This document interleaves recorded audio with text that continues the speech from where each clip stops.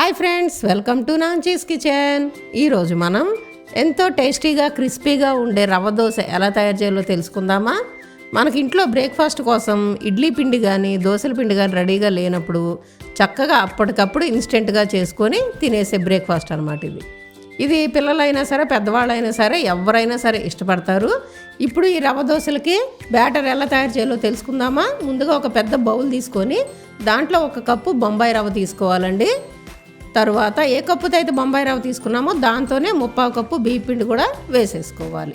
ఇప్పుడు ఇందులో కొద్దిగా అంటే 1 స్పూన్ శనగపిండి కూడా వేసుకోవాలి. ఈ శనగపిండి ఏంటంటే దోశలు చాలా క్రిస్పీగా వస్తాయి అన్నమాట, దానికోసం వేసుకోవాలి. అలాగే ఒక చిన్న స్పూను పంచదార పొడి కూడా వేసుకోండి, చాలా బాగుంటాయి దోశలు. తర్వాత రుచికి సరిపడా సాల్ట్ కూడా వేసేసుకుందాము. అలాగే కొద్దిగా జీలకర్ర కూడా వేసుకుంటే చాలా టేస్టీగా ఉంటాయి అన్నమాట.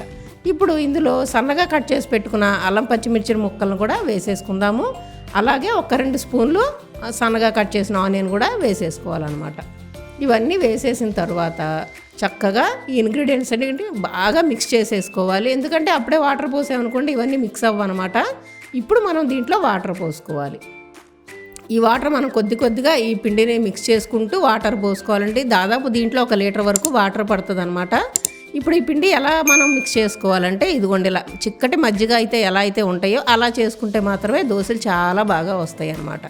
ఇప్పుడు స్టవ్ వెలిగించుకొని ఒక ప్యాన్ పెట్టి ప్యాన్ బాగా వేడెక్కిన తర్వాత దీని మీద ఇలా పిండిని ఇలా పోసేసుకోవడమేనమాట. అంటే మనం గరిటతో స్ప్రెడ్ చేయక్కర్లేదండి.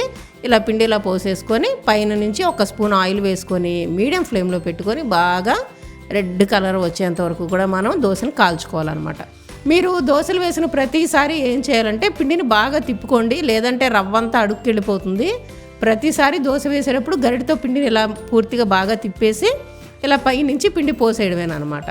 చక్కగా చూసారా, కొద్దిగా దీంట్లో కొద్దిగా ఆయిల్ ఎక్కువ వేసుకొని బాగా బ్రౌన్ కలర్ వచ్చేంత వరకు మీరు రోస్ట్ చేసుకున్నారంటే చాలా బాగుంటాయి అన్నమాట.